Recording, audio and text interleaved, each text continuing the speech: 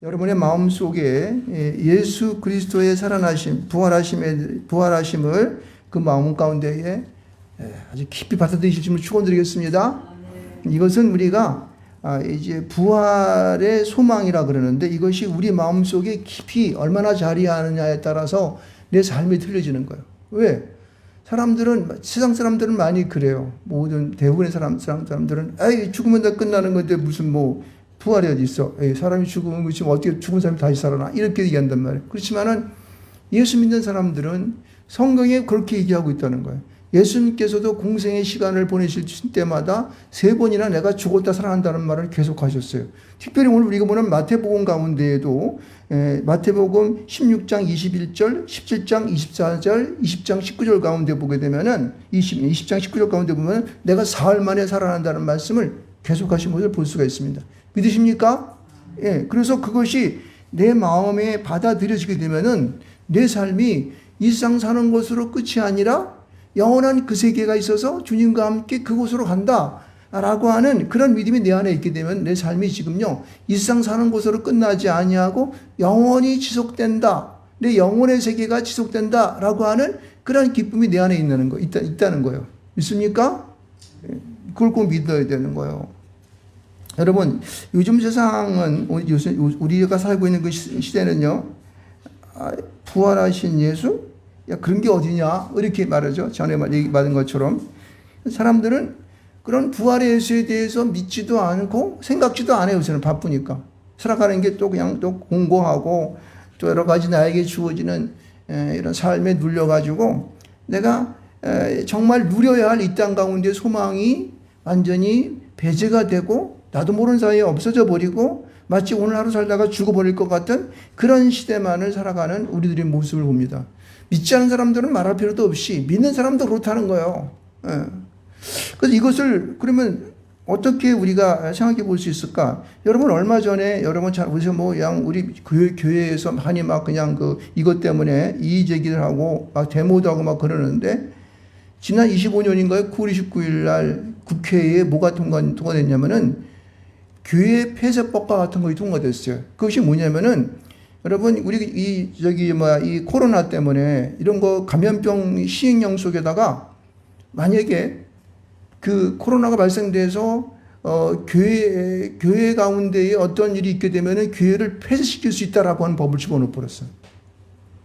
그러면은 여러분, 이것을 질병청장이나 아니면은 시도지사나 그리고 군수나 이런 구청장 사람들이 명령을 내리게 되면 교회는요, 그냥 폐쇄. 지난번에 우리는 코로나 때 우리 교회 막 못 나올 때도 있었지 않습니까? 그렇죠?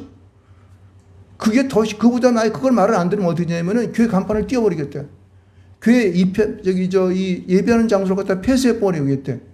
이런 것이 거기에 감염병 신형 속에 포함됐다는 거예요.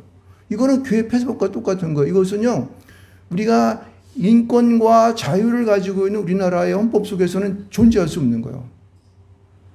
이것은 뭐냐면은 이 국회의원 50명이나 되는 사람들이 찬성해가지고 통과시켜버리고 그래서 그 다수당이 밀어붙여가지고 통과시켜버린 건데 그리고 이것은 뭐냐면 하나님이 없다는 거예요. 어떻게 하나님이 있다고 하는 그런 나라가 예배를 못 드리는 그러한 그 흉측한 법을 만들어가지고 통과를 시킵니까? 이것은 세상 사람들뿐만 아니라 국회 가운데는요 굉장히 많은 사람들이 믿는 사람들입니다. 근데 그들로 손을 들어가지고 통과시켰다고 하는 것은 믿는 자들조차도 우리가 하나님이 계신다는 사실, 우리가 죽으면 영원한 천국에 갈 수 있다는 그 사실, 거기에 대해서 이 부활에 대한 소망이 없다고 하는 사실들을 우리는 적나라하게 드러내고 있는 거야.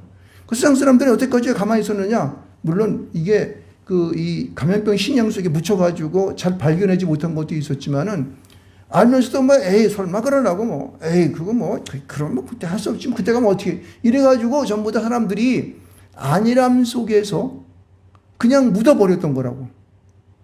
이거는 뭐냐면은 우리가 하나님이 우리 가운데에 말씀하셨던 이 부활이라고 하는 하나님이 주신 예수 그리스도를 통한 하나님 있는 믿음 가운데에 다시 내가 죽어서 살아난다고 하는 영원한 그 나라에 간다고 하는 그것을 내가 망각해버렸다는 사실들을 적나라하게 드러낸다고 볼 수가 있습니다. 이게 하나의 단적인 예예요. 이런 것들은 교회 가운데에도 허다하게 드러나고 요즘 교회 가운데서 어려운 일이 많이 나지 않습니까?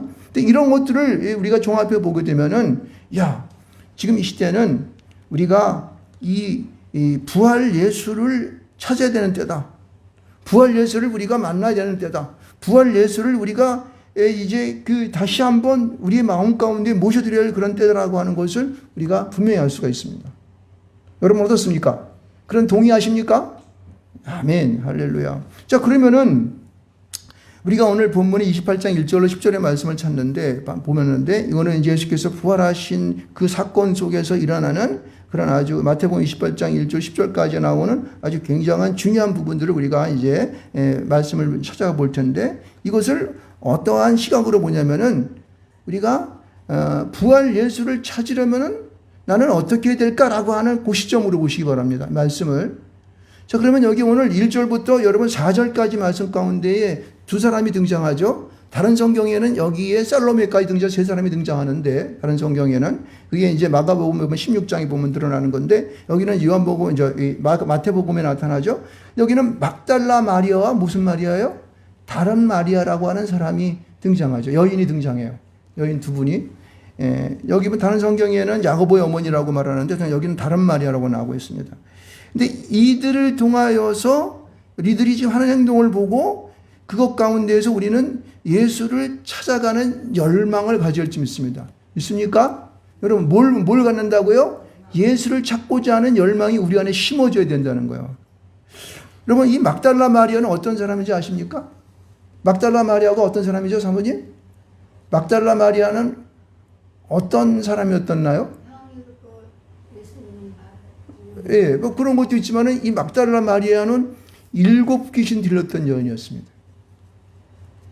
7 귀신 들렸던 여인이었었는데, 이 여인이 하나님의 은혜를 받아가지고 어떻게 했는지는 자세하게 성경에 나오지 않지만은 7 귀신 들린 여인이 예수님 곁에서 뭘 했을까? 예수님께서 7 귀신을 내쫓아 버렸을 거라고. 그 사람이 새로운 사람으로 변화된 거야.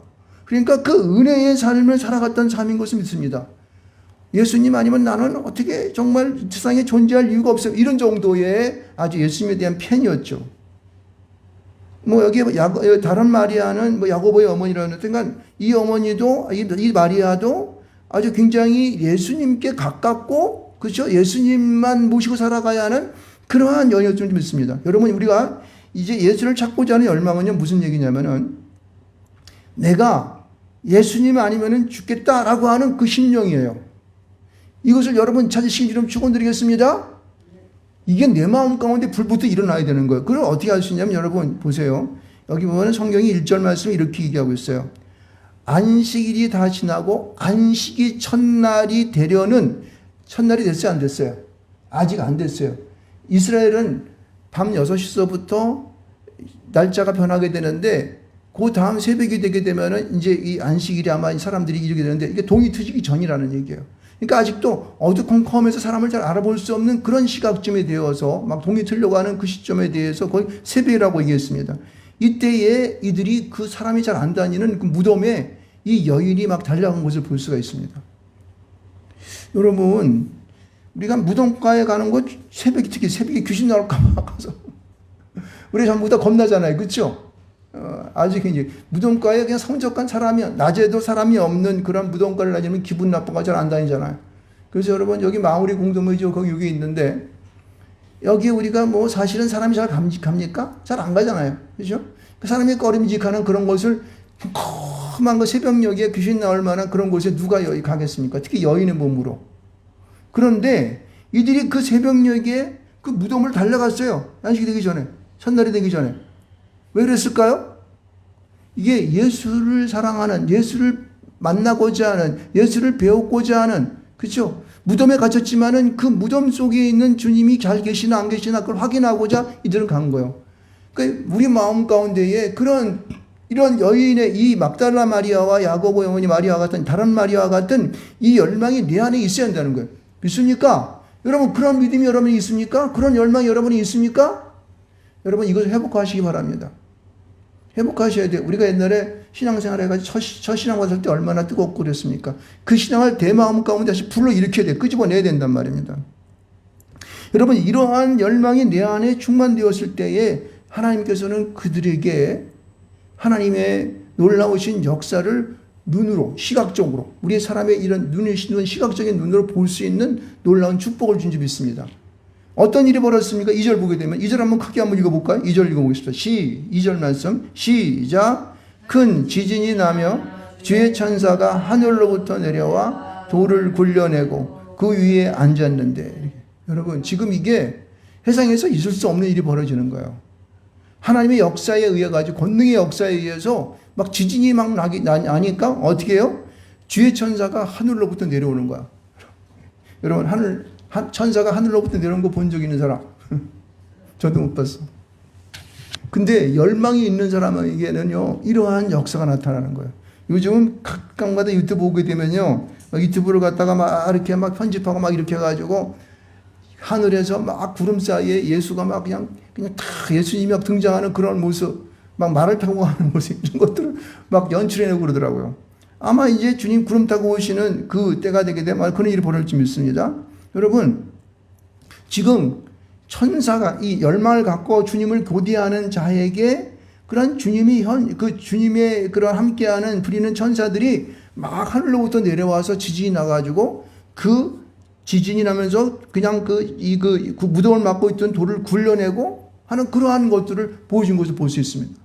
천사의 모습도 정확하게 보고 있죠. 형상이 번개 같고 그곳은 눈같이 희건을 3절에 이렇게 말하고 있습니다.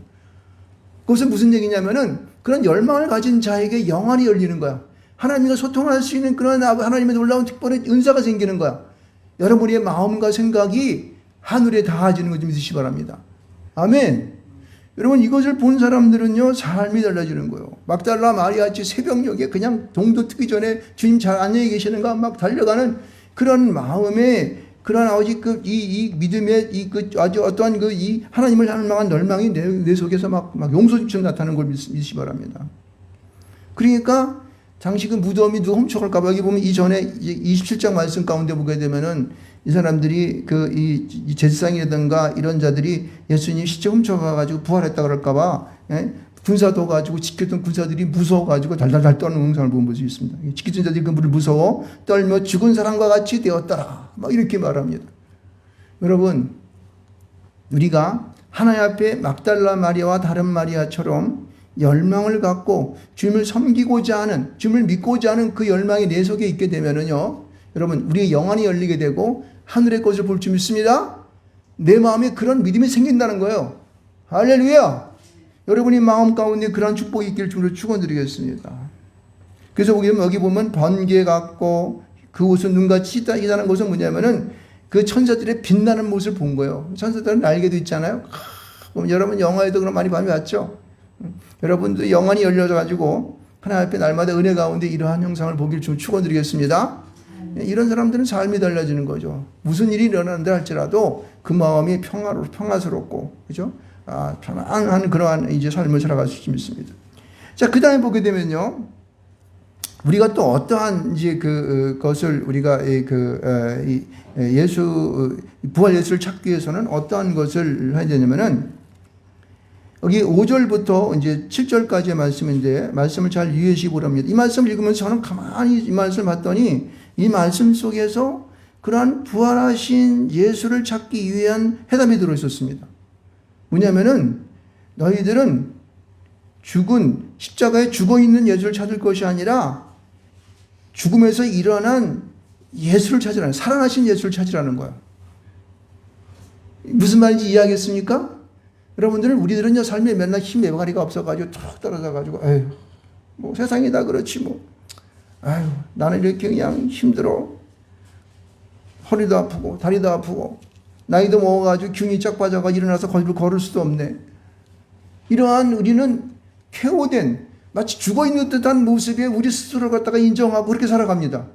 여러분, 이것은 죽은 예수와 함께 사는 거예요. 사단 마귀들은 우리를 항상 죽은 예수와 함께 있기를 원합니다. 이건 사단 마귀의 계계예요. 이 세상이 활동적으로 살아가지 못하게 우리를 붙잡는 거예요. 일어나지 못하게 하는 거예요. 나는 할 수 없어.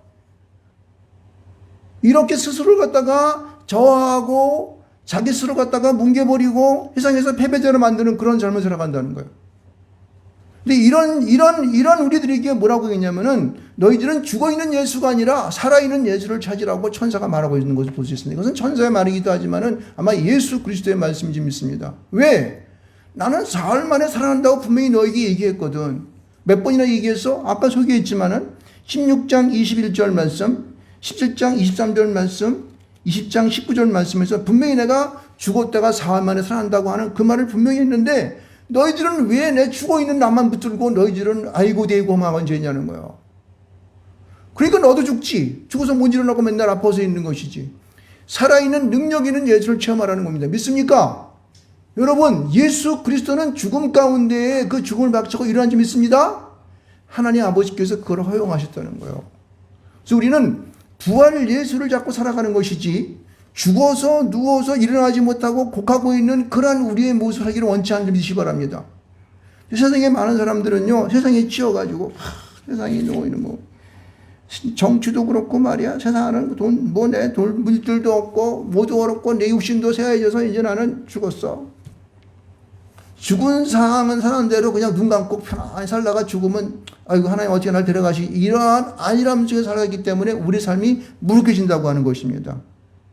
여러분 여기 보면 6절 말씀 가운데에 이렇게 얘기합니다.